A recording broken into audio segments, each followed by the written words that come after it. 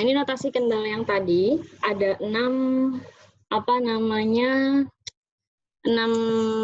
komponen ya yang dipisahkan dengan garis miring. Itu disebut dengan notasi kendal di dalam suatu antrian. Oke. Nah, pada saat model itu berdistribusi Poisson, ya di saat distribusi kedatangan itu adalah Poisson, ya, ini adalah Poisson, dan distribusi waktu itu adalah eksponensial, kita tidak menuliskan Poisson pada A dan menuliskan eksponensial pada B, tapi proses tersebut disebut dengan proses Markov. Ya.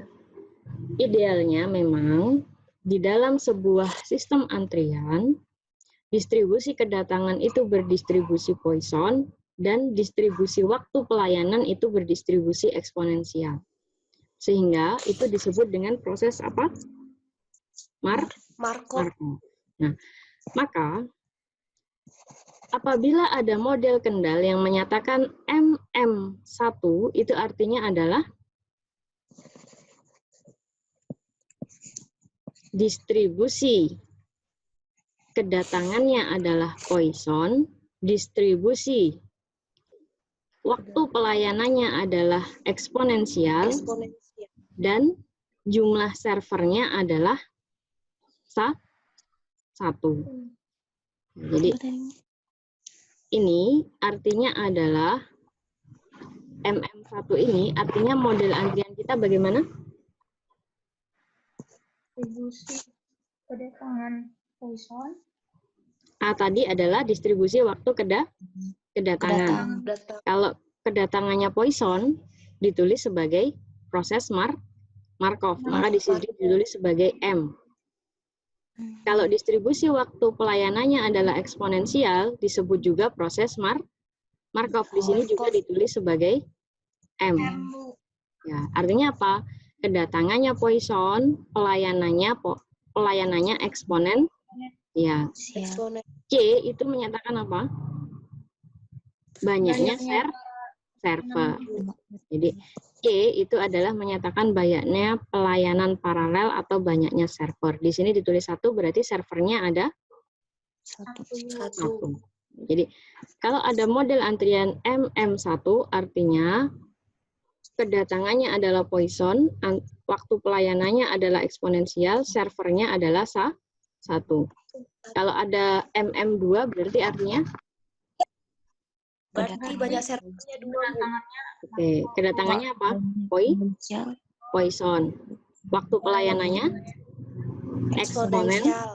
Ya, seperti itu.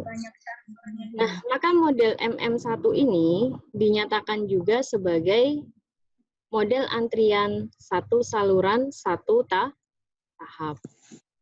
Ya, 1 saluran 1 tahap. Oke. Nah, pada model kedatangan mengikuti distribusi Poisson dengan tingkat 1 dan mu terdapat 1 pelayan, kapasitas pelayanan, sumber pelayanan tidak terbatas. Ini bagian DEF-nya tidak dikasih ya. Kalau dikasih, kalau ini informasinya seperti ini berarti bagaimana? D itu adalah sistemnya ya. Misal ini kita tulis saja di sini FDF. Kemudian kapasitas pelayanan tidak terbatas dan sumber kedatangan juga tidak terbatas. Ya, kalau kita lanjutkan notasinya jadi seperti itu. Tapi di sini tidak ditulis. Oke. Nah, untuk menentukan operating karakteristik atau ciri-ciri operasi, kita menggunakan probabilitas N pengantri dalam sistem, ya proses kedatangan tadi, PN. Melalui penurunan matematik yang cukup panjang, maka kondisi steady state itu kondisi bahwa sistem di dalam antrian tidak berubah lagi. Jadi kalian nanti harus mencari P0, P1, sampai dengan PN yang dinyatakan sebagai kondisi steady state atau peluangnya tidak berubah. Ya, maka PN itu adalah sama dengan 1 min R dibagi R, ya di mana R itu adalah lambda per mu. Lambda tadi apa? Laju kedatangan. Oke. Mu adalah rata-rata waktu di dalam sistem, rata-rata waktu pelayanan. Ya, oke. Nah, ini maksudnya R-nya ini kurang dari sama dengan 1 ya.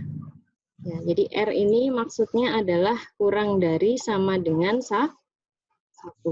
Ya, R-nya itu kurang dari sama dengan 1.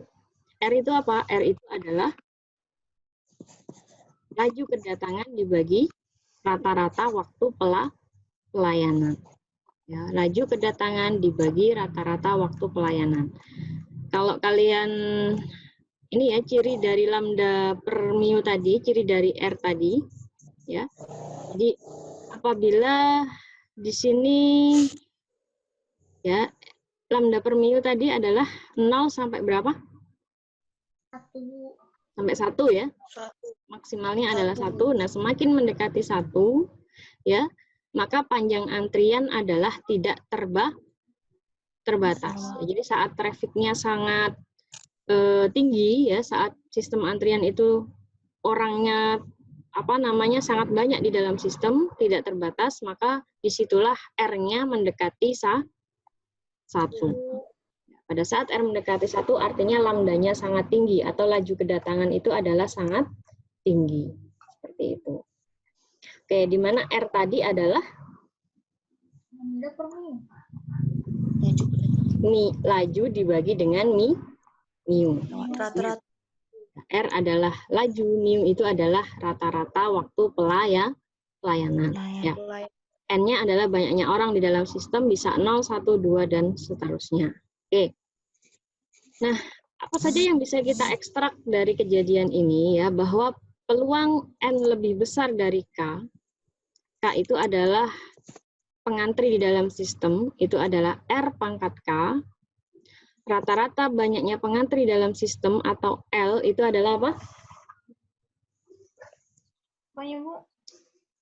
Rata-rata banyaknya pengantri dalam sistem atau L itu adalah Oke. R per 1 R per 1 min R. R-nya tadi apa? Mu per Kebalik. lambda per Lambda itu adalah laju kedatangan. Mu itu adalah rata-rata waktu pelayanan atau servis.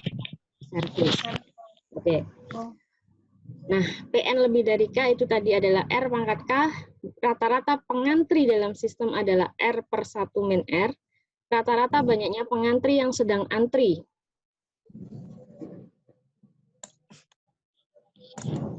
Ya, R dibagi dengan 1 min R juga. Ya, apa bedanya L dengan LH? L itu di dalam sistem itu termasuk juga yang sedang ada di dalam pelayanan. L. Tapi kalau di sini saja itu namanya adalah LH. Ya, banyaknya orang yang mengantri. Oke. Kemudian untuk rata-rata waktu menunggu W itu adalah apa di sini? 1 per mu min lambda. WH itu adalah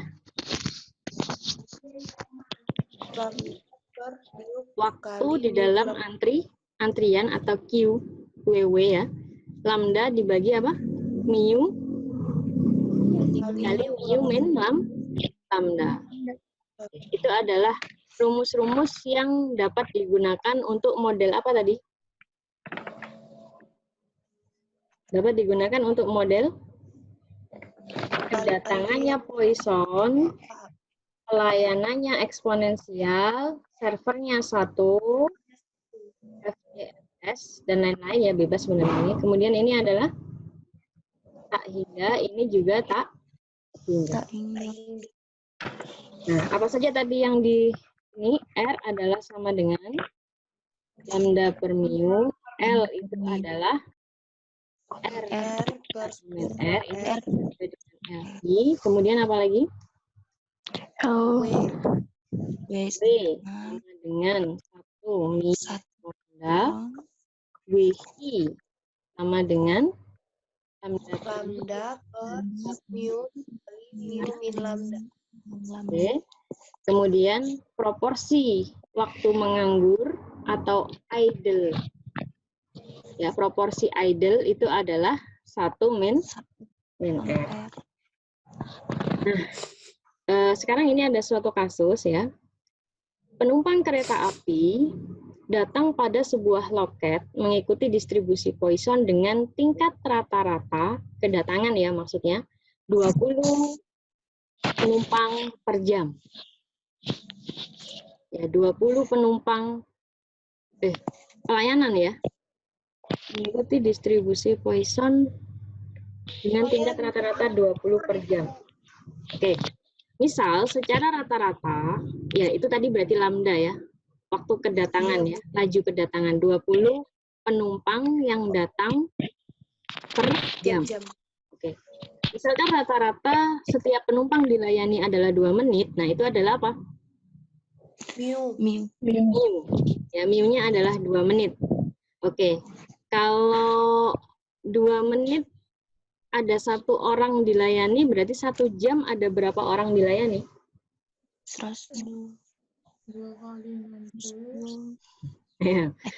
2 menit ada 1 orang dilayani. Kalau 1 jam ada berapa orang dilayani? 30. 30 orang per jam. Ya. Oke.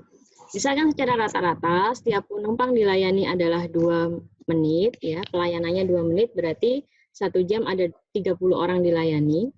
Dan waktu layanan mengikuti distribusi eksponensial, setelah sistem steady state, carilah P4. Oke, P4 tadi bagaimana caranya? PK. Nah, ini ya. Probabilitas terdapat K atau lebih pengantri di dalam sistem itu adalah R pangkat K. Ya, R-nya itu apa? R-nya adalah lambda dibagi dengan mi.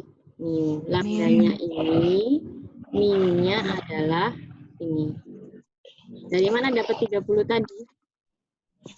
2 menit per Ya, 60 menit dibagi dengan 2 menit. Oke. Nah, maka kita disuruh cari apa ini? P4. Kemudian cari apa lagi? L. Kemudian cari apa lagi? LH. Kemudian cari apa lagi? W. Kemudian cari apa lagi? WH. Kemudian cari apa lagi? P0 atau waktu ya idle. Ya, P0 atau waktu idle. Oke. Ini ya. Nah, P4. Oke. Tadi yang ini ya. Yang PK itu adalah apa tadi? Peluang. Ya. Ada K atau lebih yang berada di dalam sistem. Itu adalah banyaknya sama dengan R pangkat K.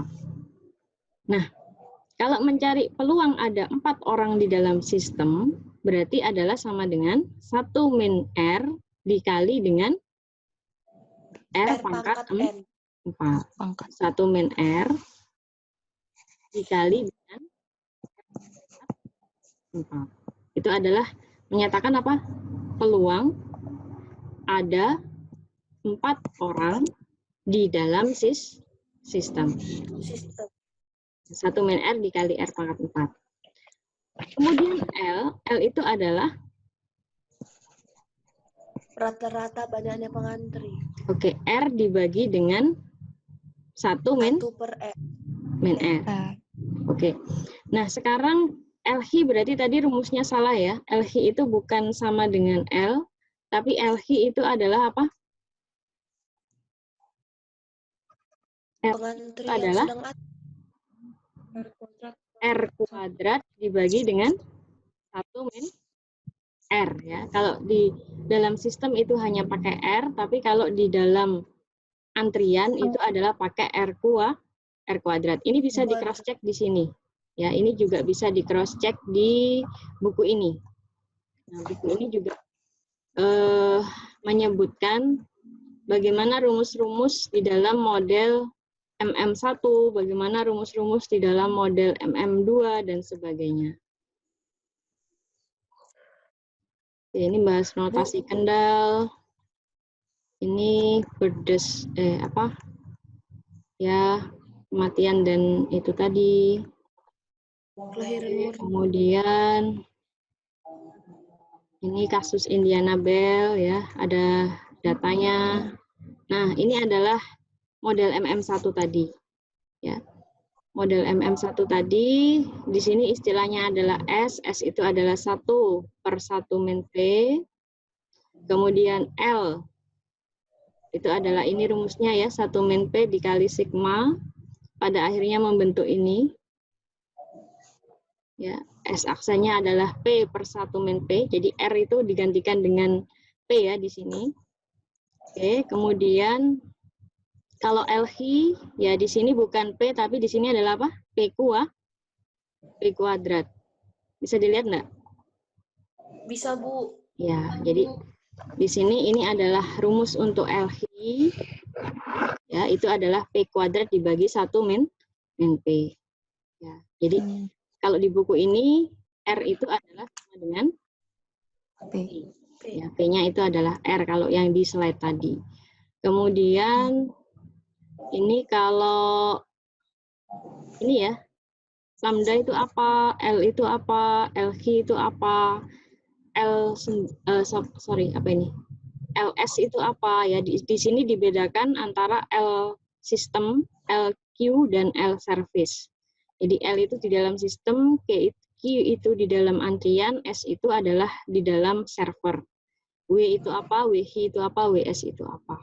Nah, di sini ada rumusnya semuanya. W itu adalah 1/mu min lambda, ya sama ya. Kemudian LH, yang tadi WH itu adalah lambda per mu dikali dengan mu min lambda, sama. Ada di buku situ juga. Oke, nah kita kembali ke sini. L tadi adalah banyaknya penumpang di dalam sistem. Sistem adalah termasuk yang mengantri dan termasuk yang sedang dilayani. Jadi rata-rata ada berapa orang di dalam kereta api tersebut? Ada 2 penumpang. Ya, baik yang dilayani maupun baik yang ada di dalam antrian. Sedangkan yang di dalam antrian lebih kecil, yaitu bukan 2 tapi berapa? 1,33 karena R-nya dikuadratkan tadi. W itu adalah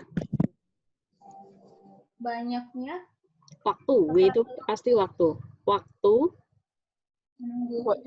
yang dihabiskan oleh seorang penumpang di dalam sistem. Nah, jadi satu orang yang datang ke pelayanan kereta api tersebut rata-rata itu 6 menit ada di situ. Termasuk dia datang ngantri kemudian dilayani itu 6 menit. Kalau WH berarti waktu ya, yang dihabiskan dia saat mengantri berapa? 4 menit. Ya, rata-rata orang yang datang ke situ ya, satu orang itu mengantri itu rata-rata adalah selama 4 menit seperti itu. Idle atau waktu proporsi bahwa sistem itu tidak sibuk adalah berapa? 0,3 Bu. 1/2/3. 0,33. Jadi waktu menganggur pelayan dari kereta api tersebut itu adalah 33%. Selebihnya berarti dia bekerja. Ya, 67% berarti dia sedang bekerja. Misal dia masuk dari jam 8 sampai jam kalau 10 jam itu berapa ya? Jam 8 sampai jam 8, 9, 10, 11, 12, 1, 2, 3, 4, 5 ya, sampai jam 5 tanpa istirahat, berarti sebenarnya dia kerjanya itu selama 6,7 jam. 3,3 jamnya dia bisa ya istirahat, santai-santai dan sebagainya. Karena tidak ada penumpang yang dilayani. Nah, untuk PM lebih besar dari 5, yaitu yang menggunakan ini tadi ya, rumus PK tadi, yaitu sama dengan R kuadrat, R pangkat 5, yaitu 13 per.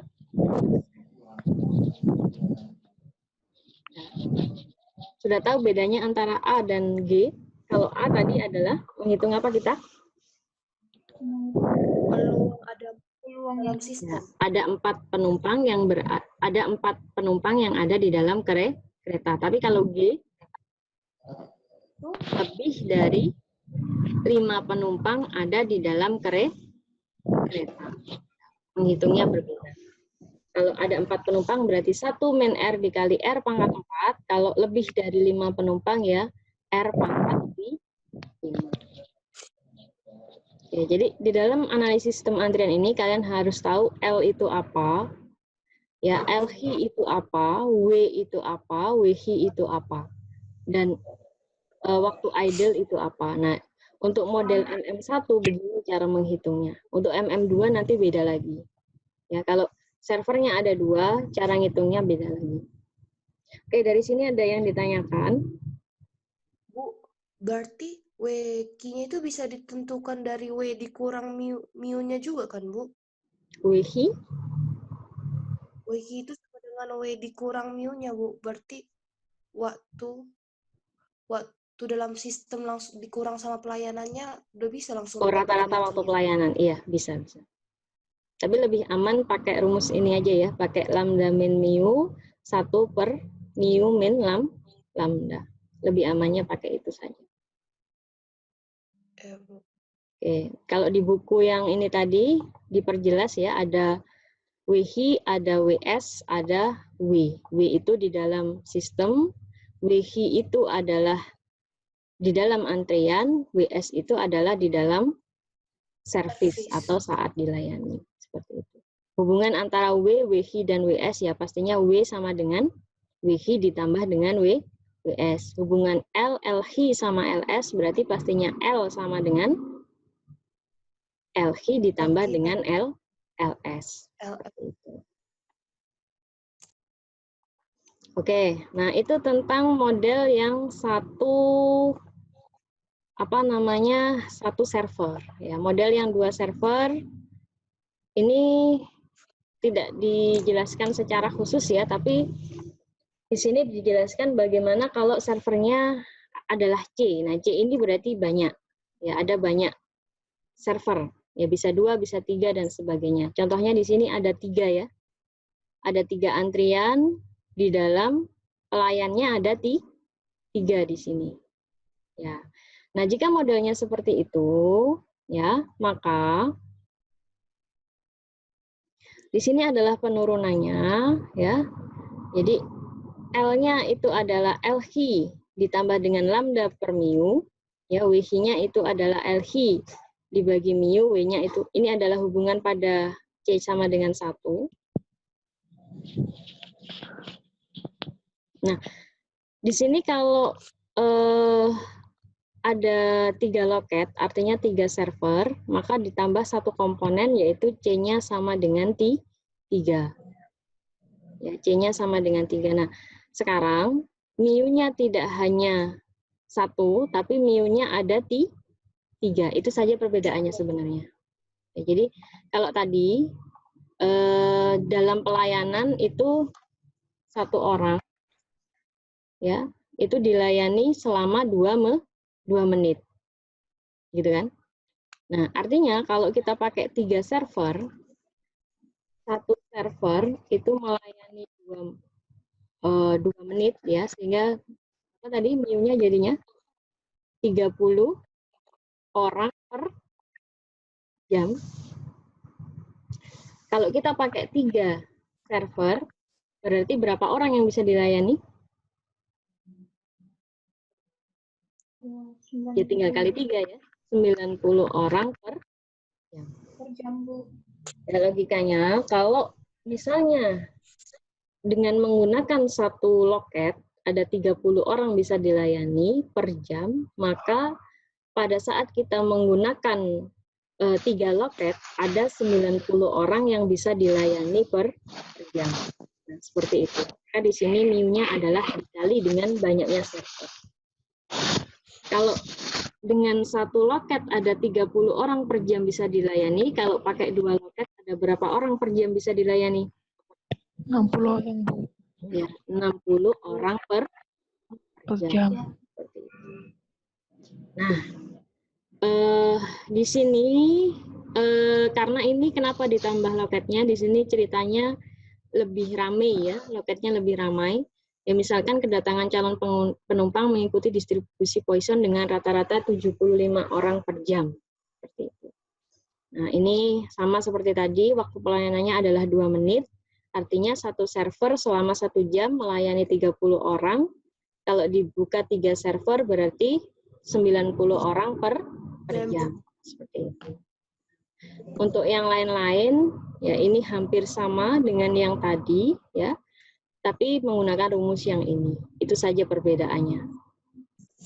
Ya, itu saja perbedaannya pada saat kita menghitung antrian yang menggunakan banyak server. Tapi di sini servernya dianggap satu pace ya. Untuk yang multi pace belum kita pelajari. Ya.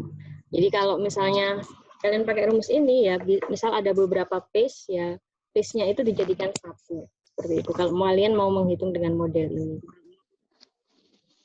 Oke, itu adalah materi tentang sistem antrian dan perhitungannya, di mana kita masih menggunakan model yang umum, model yang menggunakan Markov. Nah, padahal pada sistem antrian itu kadang-kadang kita tidak menemukan bahwa distribusinya Poisson atau eksponensial, ya. Ada juga model yang lain. Itu kalian bisa pelajari lebih lanjut di buku ini. Ya, jadi di sini tidak hanya menjelaskan tentang model M, tapi ada juga nanti model yang lain, ya, model yang lain seperti model normal dan sebagainya.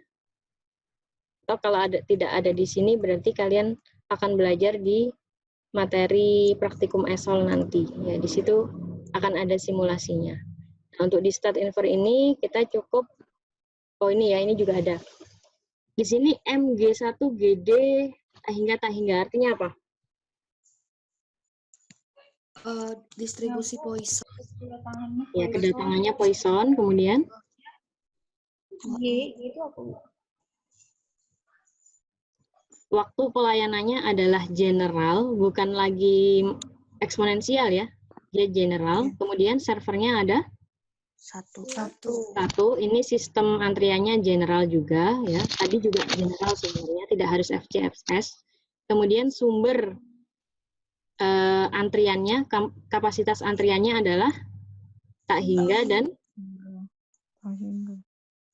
sumber kedatangannya juga tak hingga. Ini model yang waktunya adalah S, kemudian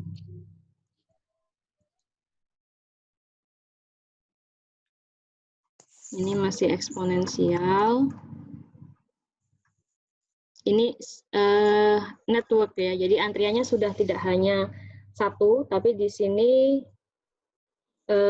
digunakan untuk memodelkan komunikasi data pada suatu jaringan. Oke, nah ini digunakan untuk waktu kedatangannya general, tapi servernya ada banyak. Dan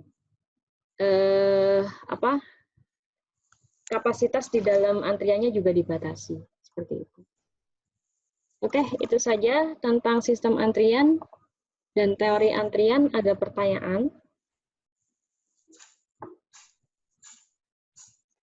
Bu, waktu kedatangan general itu maksudnya kayak mana, Bu? Kalau general? Jadi gini, pada saat kalian nanti ada data, ya mendapatkan data dari perusahaan atau sesuatu yang ingin dianalisis sistem antriannya, ya maka seperti yang saya jelaskan tadi, apabila ada 2 orang yang datang, 3 orang yang datang, datang ya, pada waktu tertentu, kalian harus fitting distribusi.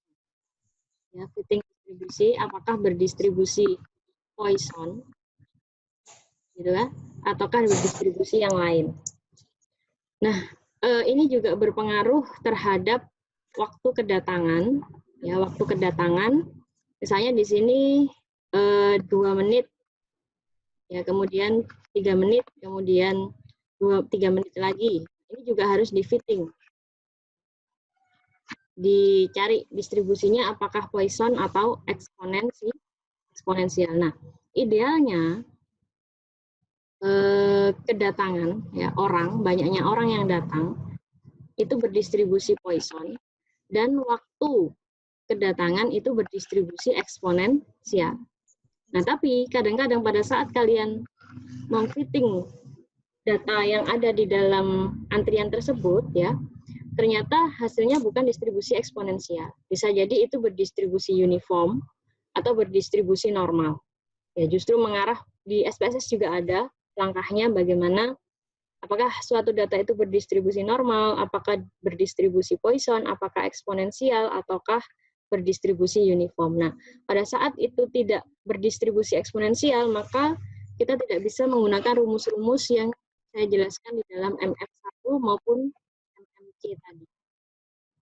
Ya, maka kita menggunakan rumus yang ada di buku yang menggunakan MG1 maupun MGC tadi. Begitu. Jadi tergantung pada saat kita mengetes ya distribusi dari datanya itu menggunakan distribusi apa, paling dekat dengan distribusi apa. Kalau dekat dengan distribusi eksponensial ya berarti prosesnya adalah M.